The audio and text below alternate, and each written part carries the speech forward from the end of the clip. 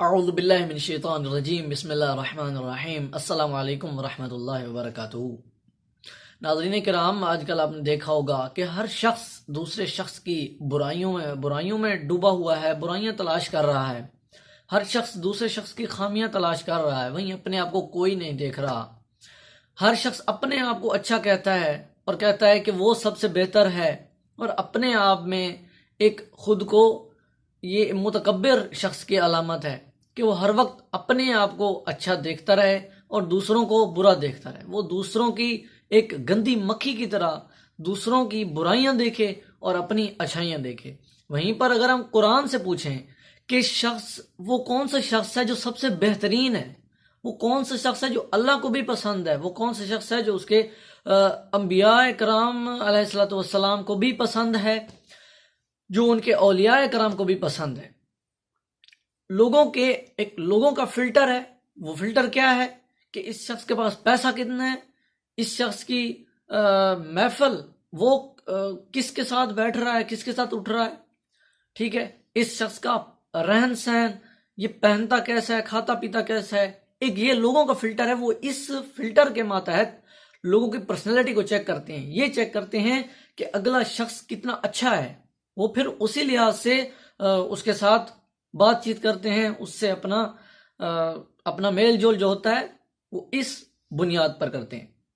اگر اللہ تعالیٰ سے پوچھا جائے تو رسول صلی اللہ علیہ وسلم نے حجت الوداع یعنی کہ آخری خطبہ کے اندر، اپنے آخری حج کے اندر جو خطبہ دیا تھا، اس خطبے کے اندر صاف صاف اللہ کے رسول صلی اللہ علیہ وآلہ وسلم نے یہ ارشاد فرمایا کہ کسی کالے کو کسی گورے پر فضیلت حاصل نہیں ہے، کسی کالے کو کسی گورے پر یا کسی گورے کو کسی کالے پر کوئی کسی قسم کی فضیلت حاصل نہیں ہے۔ فضیلت کون سب سے بہتر کون ہے ان دونوں میں سے؟ بہتر وہ انسان ہے جو با تقوی ہو۔ قرآن مجید کی باقاعدہ آیت ہے، یہ ہمارے کورسوں میں پڑھائی جاتی ہے، یہ انگلش کی بک میں آپ دیکھیں 10th میٹرک تک تو ایزیلی، یا FSC تک آپ کے کورسز میں شامل ہے جو آپ کے بچے بکس پڑھتے ہیں۔ تو یہ چیز، اور اس کے بعد اگر ہم احادیث کی روشنی میں دیکھیں کہ بہترین شخص کون ہے، اچھا میں پہلے اس کی طرف تھوڑا سا اس کی وضاحت کر دوں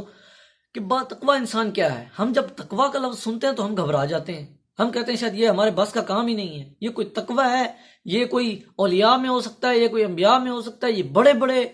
ملنگ لوگوں میں ہو سکتا ہے جو اللہ تعالیٰ کے بڑے بدگزار ہوں، بڑے نیک ہوں۔ ہم تو کہیں ایسا لوگ سمجھتے ہیں، ایسا بالکل نہیں ہے۔ تقوی کی ڈیفینیشن یہ ہے کہ جس چیز سے اللہ تعالیٰ نے آپ کو منع کیا ہے اس سے رک جائیں، اور جو کام اللہ تعالیٰ نے کرنے کا حکم دیا ہے آپ اس کو بجا لائیں، اس کو چھوڑیں نہیں۔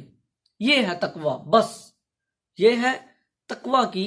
پوری ڈیفینیشن مکمل، کہ یہ اگر انسان اس چیز کو فالو کرتا ہے، فالو کرنے کی اپنی طرف سے 100% کوشش کرتا ہے، تو پھر وہ ایک با تقوی انسان ہے۔ اور کہتے ہیں کہ اگر انسان ایک مکمل با تقوی انسان بن جائے اور ایک پوری تقوی کی منازل طے کر کے با تقوی انسان ہو، تو اگر وہ ایک بے جان چیز کو بھی کہے، کوئی حکم دے یعنی کہ اللہ تعالیٰ کی مدد سے، تو وہ چیز بھی اس کے حکم پر اطاعت کرے گی، یعنی کہ وہ اس کے اشاروں پر، جیسے کوئی کہے اس دروازے کو کہ بند ہو جا، تو ہو سکتا ہے وہ بند ہو جائے اللہ تعالیٰ کی مدد کے ساتھ، اللہ تعالیٰ کی نصرت کے ساتھ، کیونکہ وہ اللہ تعالیٰ کا ایک بالکل پابند انسان ہوگا اللہ تعالیٰ کی اطاعت کا۔ یہ ہے تقوی کی اصل ڈیفینیشن۔ یہ کوئی ڈاکٹر ہو، اس کے شعبے سے بالکل تعلق نہیں رکھتا، وہ اپنی کرپشن نہ کرے اور اپنے فرائض انجام دے، ختم، دیٹس آل، وہ با تقوی انسان ہوگا۔ کوئی انجینئر ہے، وہ 2 نمبری نہ کرے اپنے کام کے اندر، اور خالصتاً اپنا کام ایک خاص پیوریفیکیشن کے ساتھ کرے، اور اسی کے ساتھ اپنے فرائض انجام دے، باقی دینی اخلاقی اس طرح کے لوگوں کے ساتھ اچھا سلوک کرے۔ اللہ تعالیٰ نے قرآن میں فرمایا لوگوں کو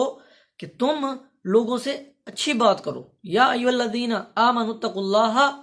وقولوا قولا سدیدا۔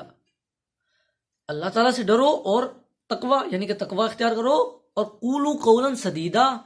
پیار محبت سے بات کرو،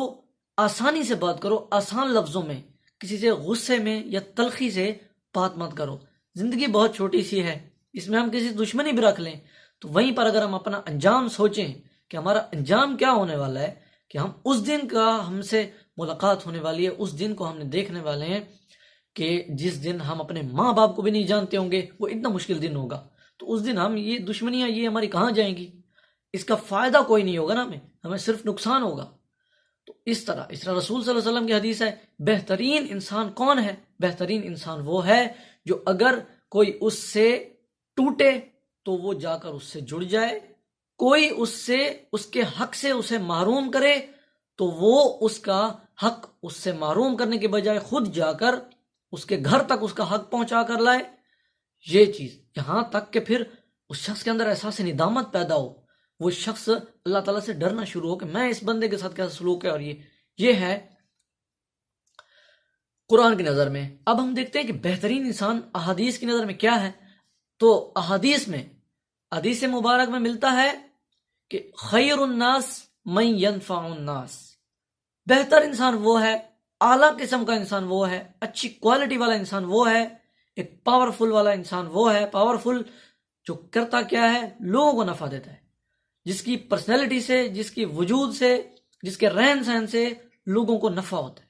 اور اگر کم از کم نفع نہیں ہو رہا تو کم از کم لوگوں کو نقصان بھی نہ ہو، کیونکہ مومن وہ ہے جس کے ہاتھ اور زبان سے، یعنی کہ جسم اور زبان سے باقی مومنین محفوظ ہوں، انہیں کوئی تکلیف نہ ہو، یہ ہے ایک مومن۔ اگر دوسرے لوگ محفوظ ہوں گے تو ان کا اس سے اچھے تعلقات ہوں گے، تو اچھے تعلقات کی بنا پر انسان باقیوں کے سامنے کوئی غلط کام کرنے سے ڈرتا ہے، تو جب غلط کام کرنے سے ڈرے گا تو خود بخود ایک احساس پیدا ہوگا اور انسان اللہ کی راہ پر خود بخود گامزن ہوگا اور اللہ تعالیٰ کی راہ پر چلے گا۔ یہ ہے احادیث کی روشنی۔ ایک اور بھی حدیث ہے،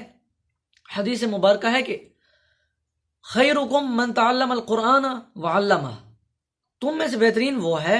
پہلے تھا جو لوگوں کو نفع دے، یہ بھی نفع کی ہی ایک قسم ہے کہ تم میں سے بہترین شخص وہ ہے جو قرآن کو خود سیکھے اور قرآن مجید کی تعلیم کو آگے پھیلائے، دوسرے لوگوں کو بھی سکھائے۔ قرآن مجید کو ایک سیپریٹ اہمیت دی گئی ہے، اس کو ایک خاص امپورٹنس دی گئی ہے باقی چیزوں سے۔ باقی چیزوں کہا دیا گیا ہے کہ لوگوں کو جو نفع دے، نفع میں یہ آتا ہے کہ انسان صدقہ دیتا ہے، انسان باقی لوگوں کے ساتھ کوئی قرض حسنہ دیتا ہے، کسی کی غلطی معاف کر دیتا ہے، کسی سے پیار سے بات کر جاتا ہے، کسی کو مشکل کے بعد کسی کام آ جاتا ہے، یہ ہے نفع دینا، یا کم از کم کسی کا نقصان نہیں کرتا انسان، اس کا کچھ سیو کر جاتا ہے اس کے لیے کچھ، یہ بھی نفع کے اندر آتا ہے، منافع، فائدہ، یہ بھی وہ ہے۔ لیکن قرآن مجید کا ایک خاص کہا گیا ہے کہ قرآن مجید بھی ایک نفع ہے، کہ دوسروں کو آپ دے رہے ہیں وہ بھی نفع ہے، خود پڑھ رہے ہیں آپ کے لیے بھی نفع ہے، آپ کے ایجوکیشن میں، آپ کی علم کے اندر زیادہ نالج میں اضافہ ہو رہا ہے اور لوگوں کے نالج میں اضافہ ہوگا، میں بھی آپ جتنے لوگوں کو سکھائیں ان میں سے کوئی ایک یا دو اس پر اگر عمل پیرا ہو جاتے ہیں آپ کی وجہ سے، تو یقین مانیے آخرت کے دن وہ ایک یا دو لوگ آپ کو اتنا بڑا اجر دے جائیں گے کہ آپ کے اس وقت یہ پسینے جو ہوں گے وہ 1 منٹ میں خشک ہو جائیں گے، یعنی کہ آپ کا ایک دم پلڑا، جھکا ہوا پلڑا زمین سے آسمان تک چلا جائے گا،